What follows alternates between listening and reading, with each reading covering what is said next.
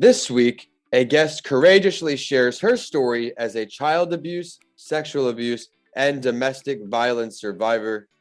She is here to share her mental health journey to help you with yours. Welcome to the second episode of Season 6. My name is Vincent A. Lancy, and this is a mental health break. Each week on this podcast, I interview a different mental health professional or advocate from across the country and around the world to share their story relating to mental health. I decided to launch this podcast after a turning point in my life. In my early 20s, I was the victim of a hit-and-run accident while on foot. After coming out of a coma and suffering from a traumatic brain injury, or you may know of as a TBI, I realized it was time to prioritize my mental health, and that led me to creating this series. Today's guest was taken from her mom at the age of 6. Also raped at the age of 5 or 6. Then one of her aunt's boyfriends manipulated her to have sex at just the age of 10. She had a series of these events, and at age 13, her cousin's husbands got her pregnant. At age 14, her son's father manipulated her to have sex and entered into a domestic violence relationship from age 14 to age 23. She then escaped and has now been seeing therapy, which has been helping a bit. And with that, I want to bring her on to share her story very courageously. Thank you for joining us, Tanisha Bankston. Tanisha, thank you for coming on. Thank you for having me. Absolutely. Would you mind introducing yourself to our listeners and sharing part of your story before we dive in today? My name is Tanisha Bankston. I'm a mother of 3 children. And like you said, I was taken away from my mom at the age of 6. I was raped either at the age of 5 or 6, but I say 5 because that's when I felt a shift in my brain. And I wasn't believed nobody believed me. My family didn't believe me. Or obviously the hospital didn't believe me because the man, he was never locked up. And so I was taken from my mom and separated from my siblings, and we were all just placing with our family members, and the abuse kept going on. I thought things would be better by staying with my aunt, by her adopted me, but it was only worse because one of my aunt's boyfriend manipulated me to have sex. I was 10. I thought I was raped at 9. So that's why I had that all wrong. But when I recently talked to my mom, and she said that I was 5 or 6. And so I was 10 when one of my aunt boyfriends started manipulating me to have sex with him, to meet him and give me change in dollars and have sex with him. And then when I was 11 years old, one of the neighborhood Candyman grandson manipulated me to have sex with him. He said I was his girlfriend, and he asked me if I wanted to be. I didn't know how to say no. And he ruptured my anus. He would have sex with me on my cycle, and at 11 years old. And the abuse kept going on. My cousin husband started having sex with me, manipulating me to have sex with him when I was 13. He got me pregnant. I didn't know that I would be pregnant when he came in me. And so after that, I had my baby at 14. I felt the court system failed me because the DNA test was done, proving it was his baby, and still nothing was done. It was swept under the rug. And when I was 14, my son's dad manipulated me to have sex with him. And I ended up in a domestic violence relationship from the age 14 to 23 until I escaped. I'm so sorry that you had to go through all of that. And I'm very thankful that you share your story because it will help others in similar situations. When you were going through all of this and even into now, many things may have changed, but which type of mental health disparities did you face, or do you still face?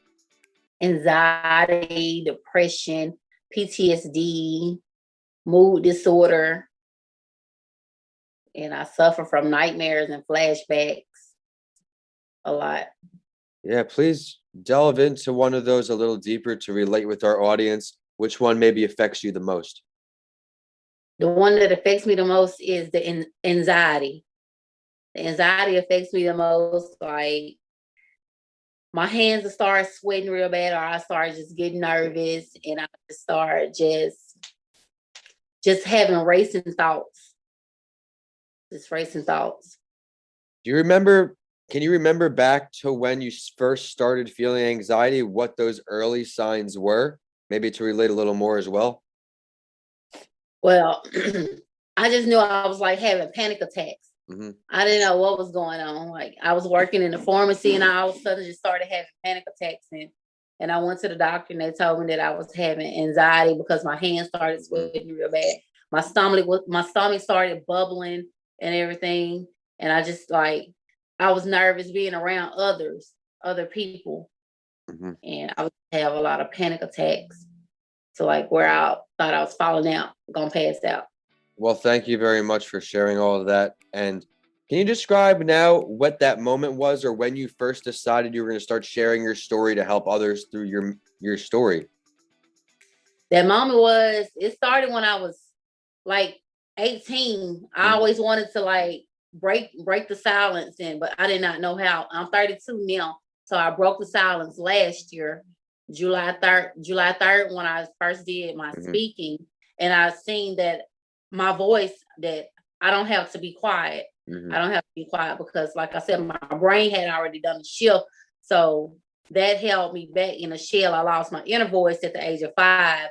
And so once I saw that I could find my inner voice at the age of 32 last year by Mhm. speaking out, then I say, okay, I can speak out and share my story. Absolutely. Well, you are going to be continuing to affect that many lives as you keep going and going and sharing your story, because it is a horrible thing, the things that have happened to you, but unfortunately, you're not the only one. And that's what makes you so great for sharing your story here today, Tanisha. You're going to be helping so many people who feel like they don't have a voice, and you're now giving them one. So, we're going to help them a little further. What are some things that you do to take care of your mental health? We'll do short term and long term. What are some things you do on more of a day to day basis? Some things I do on a day-to-day basis, I write in my journal.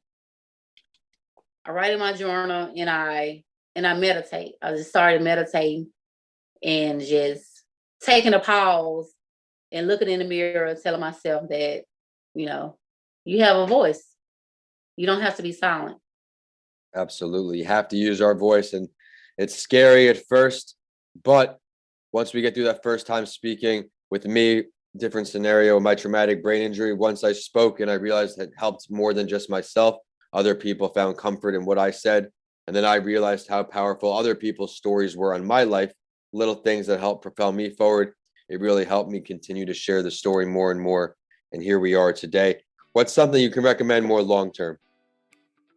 Long term, just take time out for yourself. Don't let anybody mistreat you and don't settle for less and just, know that it's okay to say no and to speak up and speak out and use your voice. Yes. So now you've been sharing your story for a bit. What are some more things you're going to do to start raising awareness for the importance of mental health in the future? I'm gonna start my own organization and I'm gonna continue to be an advocate, a domestic violence advocate, and I'm an incest advocate, Mhm. and just continue to raise awareness and be involved with the community and to help and to just, Mhm. get it out there because it needs to be out there and heard and talked about. Well said. I think I have someone I'm going to connect you with, an earlier episode, Bailey Smith, domestic violence advocate as well. I think you guys can do a lot of good together. But before we get to that, we are going to have your analysis on this week's Spotlight story. You've shed great light throughout the episode, Tanisha. Thank you. On now, this part of the show, I share the story of someone who's famous because I want to let you, the listeners, know you're not alone. No matter how healthy you look from the outside, you can still be having troubles on the inside. And this week, we're going to talk about mental health advocate and scandal star Kerry Washington. The article started with saying anxiety and stress were prevalent in Washington's life. She opened up on Twitter with a tweet, quote, "I'm having a hard time sleeping. A lot of anxiety and stress. Thanks for asking." The actress has been open about her mental health in the past, where in 2015, she stated that she prioritizes her mental health as much as her physical health. And I'm big on that as well. Mental health benefits from working out are just as beneficial as physical health benefits. Just because you look strong, you also feel strong too. Another quote she had, I say that publicly because I think it really important to take the stigma away from mental health. My brain and my heart are really important to me. I don't know why I wouldn't seek help to have those things as healthy as my teeth. I go to the dentist. Why wouldn't I see a shrink? In another interview, she shared she regularly attends therapy and said speaking to a professional has allowed her to be more open with her feelings. Tanisha, what do you take away most from Washington's story on mental health? I take away that your mental, all that she said is correct.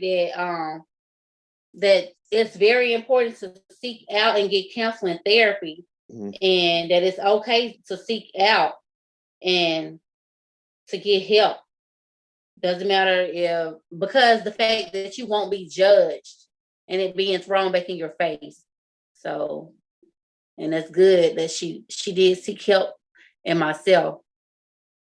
You have to seek help. It may not be a permanent solution, but it can be temporary. And by doing it temporarily, it can set you leaps and bounds ahead for not having to need it. And Tanisha, I got to thank you so much for joining the show. Too much value. I want to also thank you for the courage you shared, for sharing some of your vulnerable moments, because that is what's going to help other people thrive. I love how you recommended writing, because that's a free tool, something we can all do to improve our mental health. You shared and resonated based on anxiety, so thank you for that. And now it is time for your last word. But thank you so much for giving me the opportunity to speak and to share my story. And I just pray that my story helped, my testimony help somebody who's going through or who's gone through what I went through and everything, because it has helped me by speaking out and letting it out, and to just be able to gain my strength back in my voice, to find my inner voice that once was lost. And so, absolutely. Well, your voice is back, and I look forward to seeing all the work you continue to do. What is your social media or website? Any ways for our listeners to reach out, say hello, follow your endeavors? On Facebook is Tanisha Bankston 1 on Facebook. On Instagram is at Tanisha Bankston, and I have a blog page. It's being Tanisha at wordpress.com. Well, thank you for sharing all that. And everybody listening on, be sure to check out her content and reach out. She is here to help. And it's also social media time for us. And we're at a mental health break on LinkedIn, Facebook, and Instagram. And on Twitter, we're at Podcasts by Lancey. So you have updates from all of my shows. My handles are at Vincent A. Lancey for all social media and YouTube. And my website is vincentalancey.com. If you check out any of my books or want a signed copy instead of Amazon, reach out. I would love to connect and hear your feedback. Thank you for listening, and I will see you all next week on A Mental Health Break.